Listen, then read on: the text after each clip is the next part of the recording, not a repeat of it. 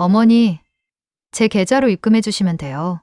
이게 며느리가 저한테 보낸 카톡 메시지입니다. 산후조리원 비용 1200만 원을 입금하라는 거였어요. 상의도 없이 이미 예약까지 다 해놓고 말이죠. 안녕하세요. 저는 30년 동안 중화요리 식당을 운영하며 하루 12시간씩 주방에 서서 짬뽕 한 그릇, 짜장면 한 그릇 팔아가며 돈을 모았어요. 그렇게 모은 돈으로 아들 결혼할 때 전세금 1억 원을 내줬습니다. 근데 며느리는 제게 이렇게 말했어요. 결혼할 때도 시댁에서는 전세금 일부만 주셨잖아요. 전세금 일부만이라고요. 1억 원이만이래요. 저는 그 순간 깨달았습니다. 이 아이는 단 한 번도 돈을 벌어본 적이 없구나. 돈을 버는 것이 얼마나 힘든 일인지 모르는구나. 아버지 병원에서 일했다고 했지만 실제로는 용돈 받으러 가는 거였고 결혼 후에는 매달 친정에서 200만 원씩 받으며 살았으니까요. 며느리는 친정에 이미 자랑했답니다. 시어머니가 VIP 산후조리원 보내주신다고요. 저는 밤새 고민했습니다. 며느리 말대로 1200만 원을 줘야 하나? 아니면 제가 준비한 600만 원만 줘야 하나? 고민 끝에 저는 결단을 내렸습니다. 600만 원. 그게 제가 줄 수 있는 전부였습니다. 저는 올해 63 김순자라고 합니다. 부천 중동에서 30년째 중화요리 식당을 운영하고 있어요. 남편은 10년 전에 먼저 세상을 떠나서 혼자 아들 하나 키우며 살아왔습니다. 아침 9시부터 밤 10시까지 주방에 서서 손님들 음식 만들고 설거지하고 청소하고 그렇게 하루하루 살아왔어요. 아들 태준이는 제 자랑이었습니다. 공부도 잘해서 좋은 대학 나왔고 IT 중견기업에 취직해서 과장까지 올라갔어요. 월급도 500만 원 정도 받으니까 나름 괜찮은 직장이죠. 근데 35이 되도록 결혼 생각을 안 하는 거예요. 저는 속이 타들어갔죠. 그러던 어느 날 2년 전 가을이었어요.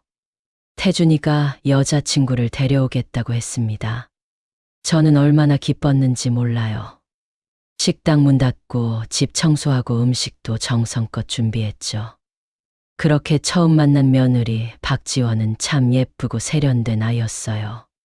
키도 크고 옷도 잘 입고 말도 또박또박 잘하고요. 나이는 32이라고 했습니다. 어머니, 저는 대학 졸업하고 친정 아버지 병원에서 일하고 있어요.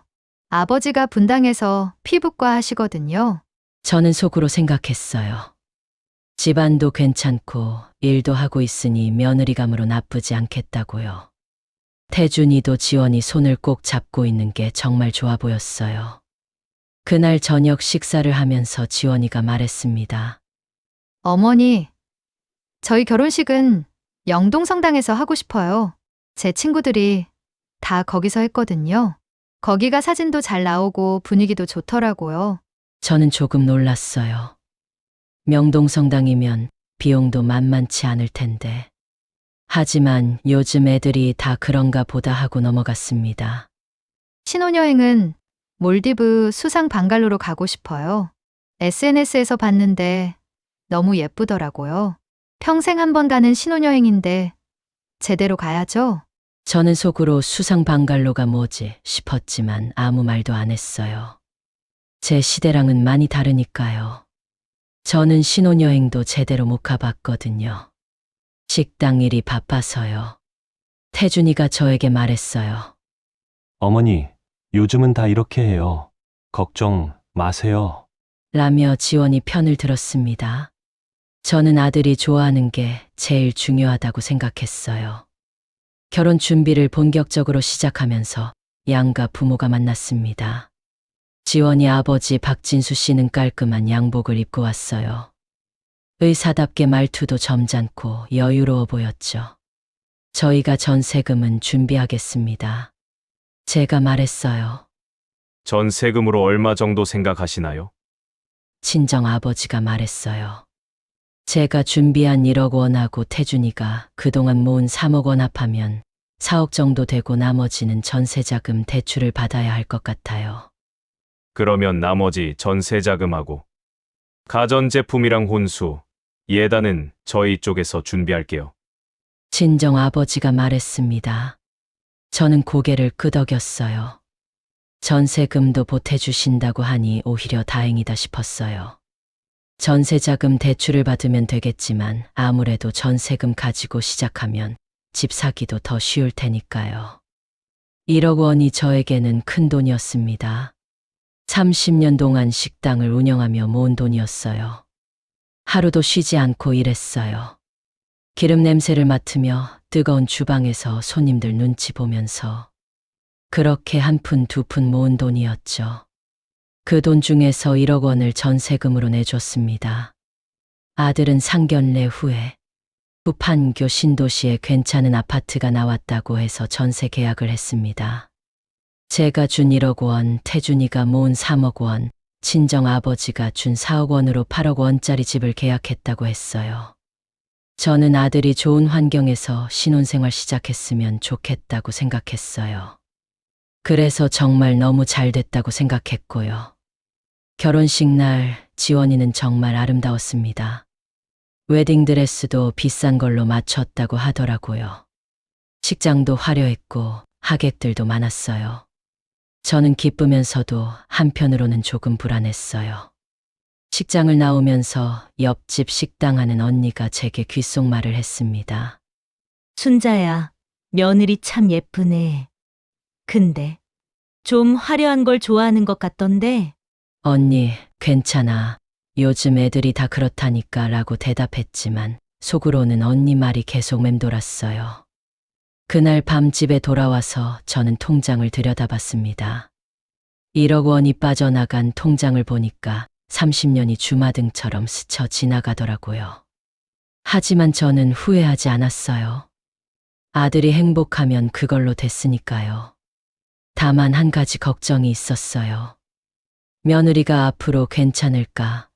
너무 화려한 걸 좋아하는 것 같은데 혹시 아들한테 부담이 되는 건 아닐까? 그때는 그냥 막연한 걱정이었습니다. 결혼 후 그게 현실이 될 줄은 꿈에도 몰랐죠. 결혼하고 3개월쯤 지났을 때였어요. 태준이한테서 전화가 왔습니다. 엄마, 지원이가 병원 일 그만뒀어. 출퇴근이 힘들다고 하더라. 나도 집에서 좀 쉬라고 했어.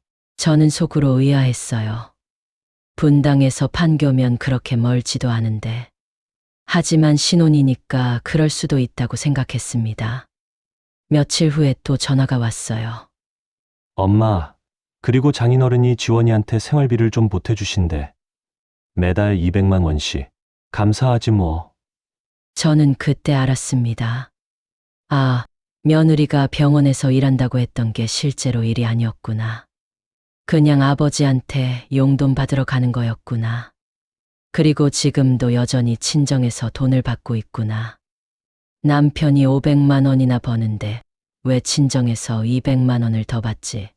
500만 원이면 부부 둘이 살고 저축도 조금씩 하고 충분할 텐데. 저는 이해가 안 됐지만 남의 집 사정에 뭐라고 할 수는 없었어요. 명절 때 며느리가 집에 왔는데 손에 들고 있는 가방이 눈에 띄었습니다. 백화점에서 본 적 있는 명품 가방이었어요. 어머니, 이거 예쁘죠? 이번에 새로 나온 거예요. 제 친구들도 다 이거 들고 다녀요. 저는 그냥 그래, 예쁘다라고만 했어요. 근데 속으로는 생각했죠. 저 가방이 얼마나 비싼데. 아마 300만 원은 좋게 넘지 않을까? 설날에는 손목에 반짝이는 시계를 차고 왔더라고요. 어머니, 이거 태준 씨가 결혼기념일 선물로 사준 거예요. 제가 좋아하는 브랜드예요. 저는 태준이한테 나중에 조심스럽게 물어봤습니다. 태준아, 그 시계 비싸지 않니? 태준이는 괜찮아요. 엄마, 제가 보너스 탄 돈으로 산 거예요. 라고 했지만 저는 알아요. 직장 생활하며 월급 받아 명품 시계 사주기가 얼마나 부담스러운지. 더 걱정스러운 건 며느리가 SNS에 올리는 사진들이었어요. 저도 스마트폰 하니까 며느리 SNS를 가끔 봤거든요.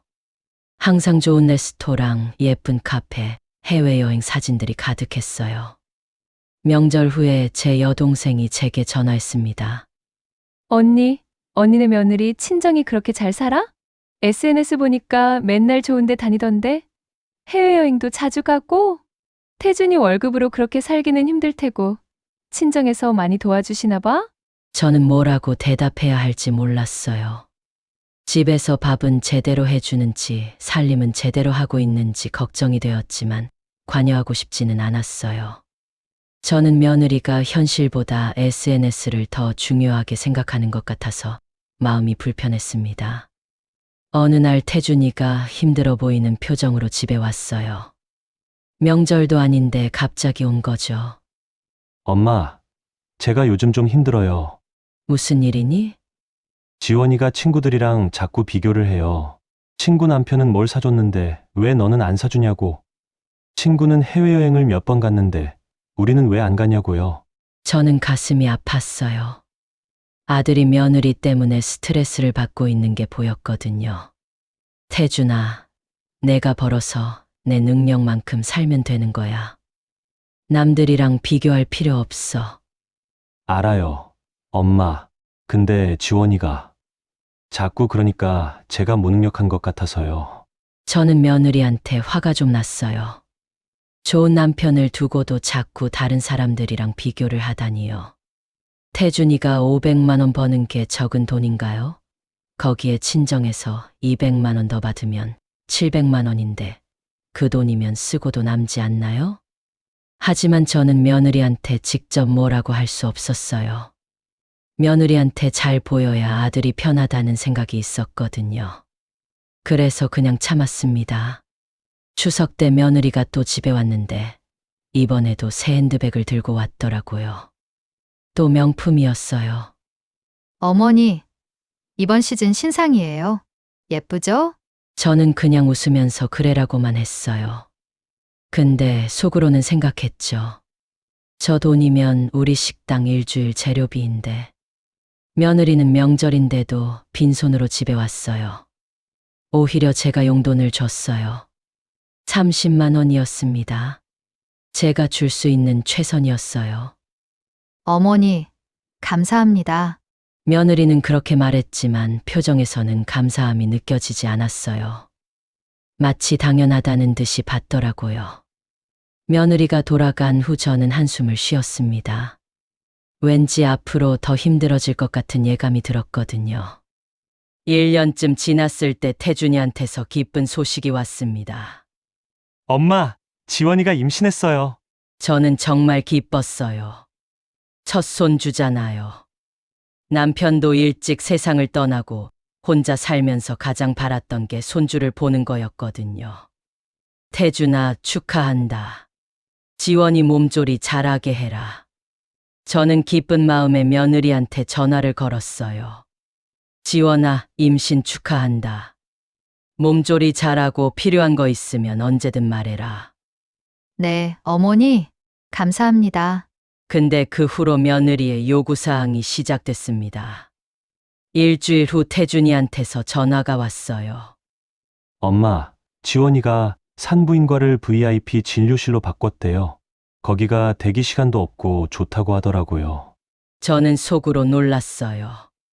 VIP 진료실도 있는지 처음 알았어요.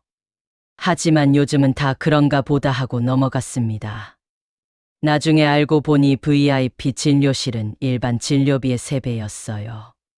한 번 가는데 30만 원씩 든다고 하더라고요. 저는 걱정이 됐어요. 태준이가 그걸 감당할 수 있을까? 근데 며느리는 당연하다는 듯이 VIP 진료실을 이용했습니다. 친정아버지가 비용을 보태줘서 가능한 일이었죠. 임신 5개월쯤 됐을 때 며느리한테서 연락이 왔어요. 어머니, 다음 주에 베이비 샤워 파티하려고요. 제 친구들이랑 청담동에서요. 베이비 샤워가 뭐냐고 물어봤더니 요즘 임산부들이 다 하는 파티래요. 아기 태어나기 전에 친구들이랑 모여서 축하하는 거라고요. 그래, 좋은 시간 보내라. 전화를 끊고 나서 생각해보니 비용을 보태라는 건가? 라는 생각도 들더라고요. 청담동이면 비용이 만만치 않을 텐데 하는 걱정이 들었습니다. 파티가 끝나고 며느리 SNS를 봤어요. 화려한 풍선 장식, 큰 케이크, 선물 더미. 사진만 봐도 비용이 얼마나 들었을지 짐작이 갔어요. 아마 200만 원은 넘게 썼을 거예요. 더 놀란 건 며느리가 올린 글이었습니다. 우리 아기 첫 선물은 명품 브랜드, 엄마가 준비하느라 힘들었다. 저는 알고 있었어요. 그 선물은 며느리 친정 아버지가 사준 거예요. 베이비 카시트랑 유모차 세트인데 가격이 300만 원이 넘는다고 하더라고요. 근데 며느리는 마치 본인이 다 준비한 것처럼 글을 올렸어요. 저는 한숨이 나왔습니다. 허영도 정도가 있지. 임신 7개월쯤 됐을 때 며느리가 또 연락을 했어요. 어머니, 태교 요가 시작했어요. 강남에 있는 프리미엄 요가원인데 너무 좋더라고요. 저는 태교 요가가 좋은 건 알지만 왜 하필 강남까지 가서 비싼 데를 다니는지 이해가 안 됐어요. 집 근처에도 산모 요가하는 곳이 많을 텐데. 며느리는 임신 중에도 계속 SNS에 사진을 올렸어요. 예쁜 카페에서 찍은 임산부 사진, 비싼 임부복 사진, 해외 브랜드 아기 용품 사진. 식당에서 일하는 아르바이트생이 제게 물어봤어요. 사장님, 며느님 정말 부자신가 봐요. SNS 보니까 되게 좋은 거 많이 사시던데요. 저는 뭐라고 대답해야 할지 몰랐어요. 며느리가 실제로 부자는 아니야. 그냥 친정 아버지 돈으로 그렇게 사는 거지. 그리고 SNS를 위해 과소비하는 거고. 라고 말할 수 없잖아요. 임신 8개월이 됐을 때 집에 온 태준이가 피곤해 보였어요. 엄마, 요즘 지원이가 이것저것 많이 사요. 아기 용품이라고 하는데 너무 비싼 것만 사려고 해서 제가 말렸더니 화를 내요. 태준아, 내가 힘들면 며느리한테 말을 해야지. 말을 해도 안 들어요. 우리 아기한테 좋은 거 사주는 게 뭐가 나쁘냐고 하는데 저도 할 말이 없어요. 저는 가슴이 답답했어요. 아들이 스트레스를 받는 게 눈에 보였거든요. 그리고 얼마 지나지 않아서 결정적인 사건이 터졌습니다. 출산 예정일이 2달 정도 남았을 때였어요. 저는 식당 일을 마치고 집에 돌아와서 핸드폰을 봤는데 며느리한테서 카톡이 와 있었습니다. 어머니, 산후조리원 알아봤어요. 판교 프리미엄 센터로 예약했어요. 비용은 1,200만 원이에요. 제 계좌로 입금해 주시면 돼요. 저는 핸드폰을 보고 또 봤어요. 1,200만 원, 산후조리원이 그렇게 비싸요. 저는 태준이를 낳고 집에서 친정어머니가 도와주셨는데 저는 사실 며느리가 산후조리원 갈 거라는 얘기는 들었어요. 요즘은 다들 간다고 하더라고요. 그래서 저도 미리 돈을 준비해 뒀습니다. 600만 원이었어요. 그 정도면 충분할 줄 알았어요. 남은 돈으로는 아기용품을 사라고 할 참이었어요. 600만 원도 제게는 정말 큰 돈이었어요. 식당에서 짬뽕 한 그릇이 9,000원이에요. 짜장면은 7,000원이고요. 700만 원이면 짬뽕 777그릇, 짜장면은 1,000그릇을 팔아야 하는 돈이에요. 하루 12시간씩 일해서 한 달 넘게 벌어야 하는 돈이죠. 근데 며느리는 1,200만 원을 요구했어요. 그것도 상의도 없이 이미 예약까지 해놨다고 합니다. 저는 손이 떨렸어요. 화가 나기도 하고 당황스럽기도 하고 어떻게 대답해야 할지 몰랐습니다. 한참을 고민하다가 조심스럽게 답장을 보냈어요. 지원아, 600만 원 정도 줄 생각이었는데 1,200만 원은 좀 부담스럽구나. 조금 더 저렴한 곳 알아보면 어떨까? 답장은 금방 왔습니다. 어머니, 이미 예약금 50만 원 넣었어요. 그럼 친정아빠한테 600만 원 보태달라 할게요. 어머님은 600만 원 내시는 걸로 해요. 저는 어이가 없었어요. 반반, 누가 그런 룰을 정했어요. 게다가 저한테 먼저 상의도 안 하고 예약금을 넣었다고요. 저는 참을 수가 없어서 전화를 걸었습니다. 지원아, 나한테 먼저 말을 했어야지.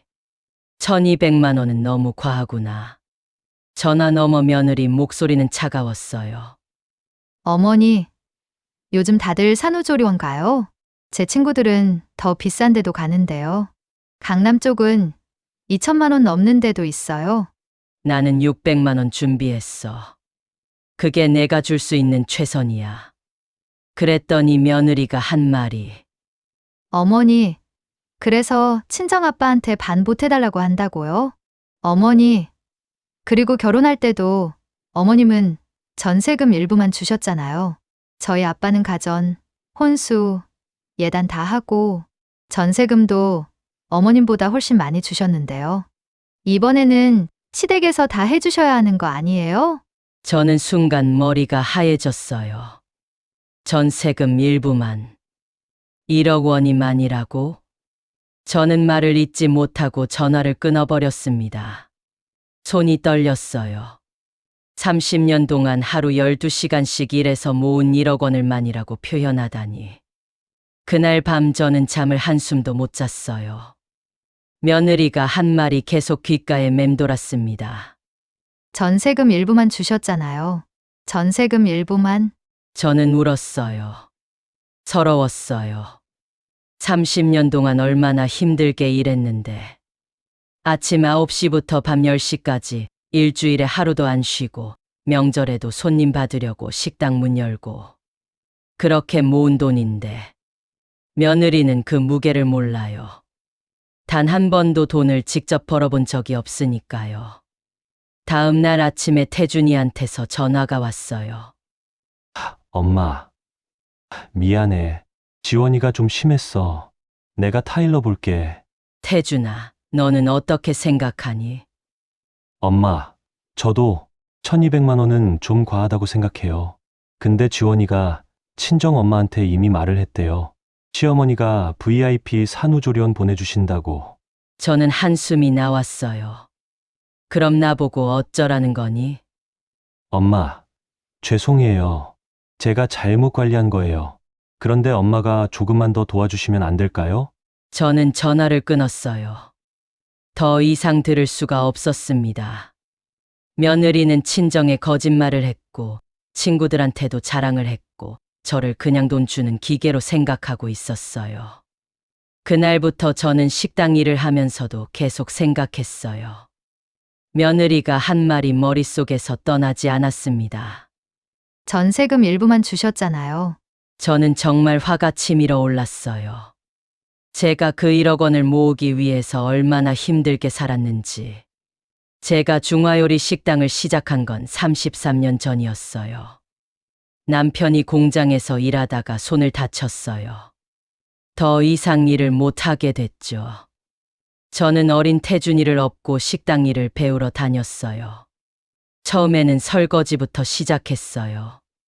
하루 종일 서서 설거지하고 청소하고 재료 손질하고 손이 트고 발이 퉁퉁 붓도록 일했어요. 그렇게 3년 동안 일하면서 돈을 모아서 작은 식당을 차렸습니다. 식당을 시작하고 나서는 더 힘들었어요. 아침 일찍 일어나서 시장 가서 재료 사오고 밤늦게까지 손님 받고 태준이는 혼자 집에서 라면 끓여 먹으며 자랐어요. 아이 소풍, 운동회, 졸업식 한 번 참석을 못했습니다. 명절에도 쉬지 못했어요. 오히려 명절 때 손님이 더 많았거든요. 다른 식당들이 문을 닫으니까 저희 식당에 손님이 몰렸어요. 저는 설날에도 추석에도 주방에 섰어요. 여름에는 주방이 찜통이었어요. 에어컨도 없이 뜨거운 불 앞에서 짬뽕 끓이고 탕수육 튀기고 땀이 비 오듯이 흘렀어요. 겨울에는 새벽같이 일어나서 물 끓이고 얼어붙은 재료 녹이고 제 손도 꽁꽁 얼 정도로 일했어요. 손님들 중에는 진상도 많았어요. 음식이 늦게 나온다고 소리 지르는 손님, 맛없다고 투정하는 손님, 계산할 때 트집 잡는 손님. 저는 다 참았어요. 웃으면서 죄송하다고 했어요. 그렇게 30년을 일했어요. 하루도 쉬지 않고요. 그렇게 모은 돈이었습니다. 근데 며느리는 그걸 만이라고 했어요. 1억 원을 만이라고. 며느리는 단 한 번도 돈을 벌어본 적이 없어요. 대학 다닐 때도 친정 아버지가 학비 다 대줬고, 대학 졸업하고는 아버지 병원에서 일한다고 했지만 실제로는 그냥 용돈 받으러 간 거였어요. 결혼하고 나서는 매달 친정에서 200만 원씩 받으며 살았어요. 일도 안 하고 집에서 SNS만 하면서요. 그러니까 1억 원의 무게를, 600만 원의 무게를, 10만 원의 무게를 모르는 거예요. 저는 며칠 동안 식당 일을 하면서 계속 고민했어요. 며느리한테 1200만 원을 줘야 하나? 아니면 치사하지만 600만 원을 줘야 하나? 밤에 집에 돌아와서도 잠을 이룰 수가 없었어요. 통장을 들여다보며 한숨을 쉬었습니다. 그러다가 문득 깨달았어요. 이건 돈 문제가 아니야. 이건 원칙의 문제야. 며느리는 저한테 상의도 없이 산후조리원을 예약했어요. 그리고 입금하라고 통보했어요. 마치 제가 당연히 돈을 내야 하는 것처럼. 게다가 친정에는 거짓말까지 했어요. 시어머니가 VIP 산후조리원 보내주신다고. 이건 며느리가 잘못한 거예요. 제가 인색한 게 아니에요. 저는 결심했습니다. 600만 원. 그게 내가 줄 수 있는 전부야. 결심을 하고 나니 오히려 마음이 편해졌어요. 저는 며느리 계좌번호를 확인하고 은행 앱을 열었습니다. 송금 금액 600만 원. 손가락이 떨렸지만 저는 송금 버튼을 눌렀어요. 그리고 며느리한테 긴 문자를 보냈습니다. 지원아, 600만 원 입금했다. 이게 내가 줄 수 있는 전부야. 결혼할 때 전세금 1억 줬고, 명절 때마다 용돈 챙겨줬어. 이 돈은 30년 동안 식당에서 하루 12시간씩 일해서 모은 거야. 1억 원이 많이 아니야. 나한테는 30년이 들어있는 돈이야. 나머지 600만 원은 너희 부부가 해결하렴. 아니면 친정에 더 부탁하든가. 나는 이제 내 노후를 준비해야 해. 미안하지만 더 이상은 못 도와줘. 문자를 보내고 저는 핸드폰을 꺼버렸어요. 며느리한테서 전화나 문자가 올 게 뻔했거든요. 가슴이 두근거렸어요. 며느리가 뭐라고 할까, 태준이가 뭐라고 할까, 혹시 내가 너무 심한 걸까. 하지만 동시에 속이 시원했어요. 이제야 제가 하고 싶었던 말을 다 한 것 같았어요. 저는 식당으로 갔어요. 일을 해야 마음이 정리될 것 같았거든요. 주방에 서서 짬뽕을 끓이는데 눈물이 났어요. 30년이에요. 30년 동안 이 자리에서 일했어요. 손님들 음식 만들어주면서 제 아들 학비 벌고 결혼 자금 모으고 그렇게 살아왔어요. 근데 며느리는 그 30년을 몰라요. 1억 원을 만이라고 하고 600만 원도 부족하다고 하고 1200만 원을 당연하게 요구해요. 저는 주방에서 혼자 울었어요. 손님들 못 보게 뒤에서요. 한참을 울고 나니까 마음이 조금 정리됐어요.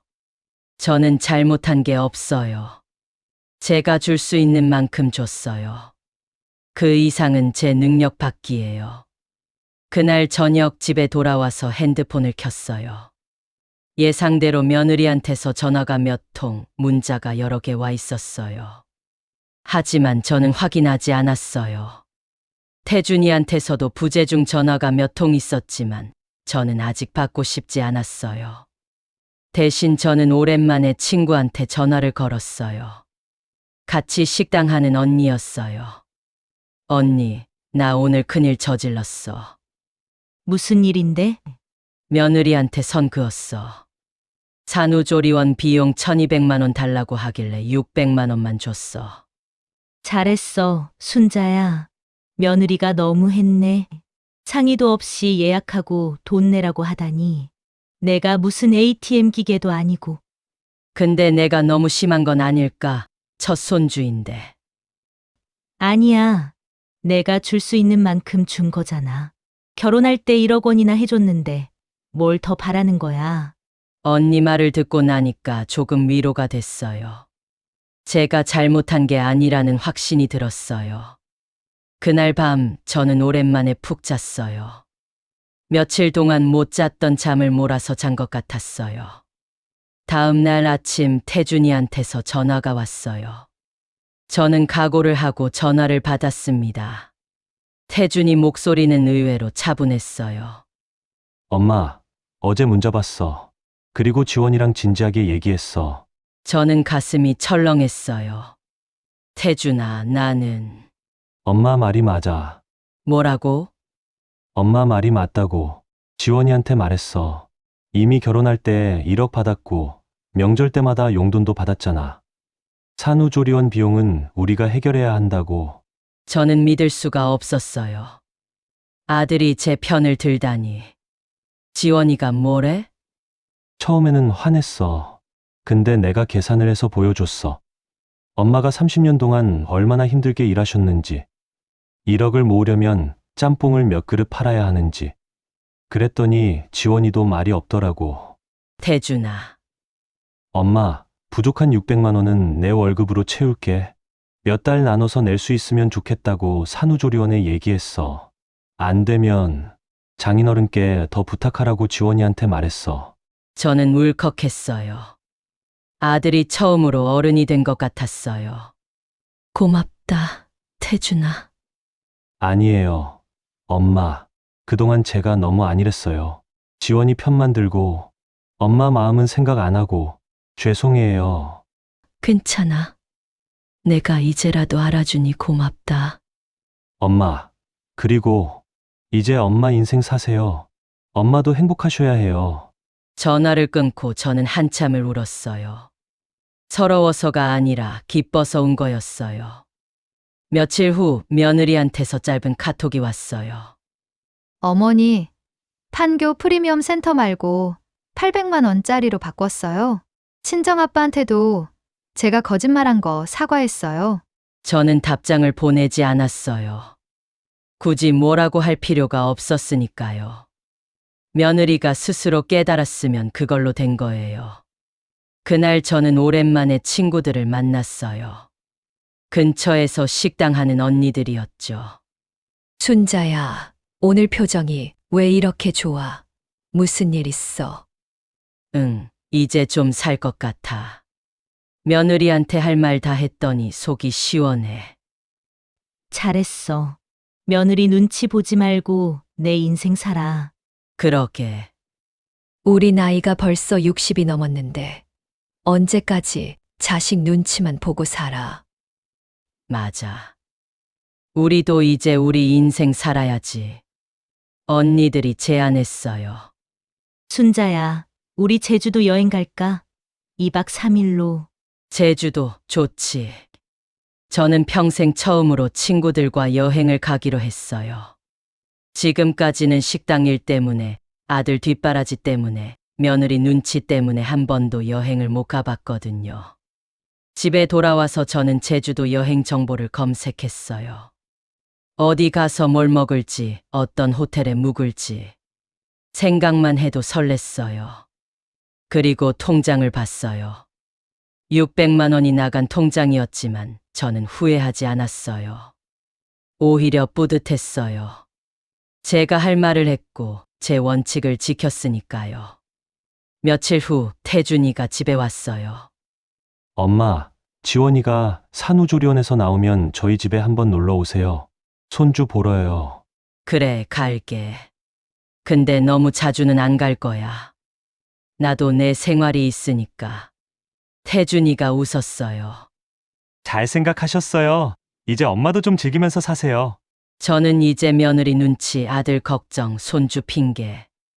그런 거 다 내려놓기로 했어요. 물론 손주는 보고 싶어요. 하지만 그것 때문에 제 인생을 포기하지는 않을 거예요. 저는 이제 당당합니다. 30년 동안 식당에서 일하며 모은 돈으로 아들 결혼시키고 제가 줄 수 있는 만큼 도와줬어요. 그 이상은 제 능력 밖이에요.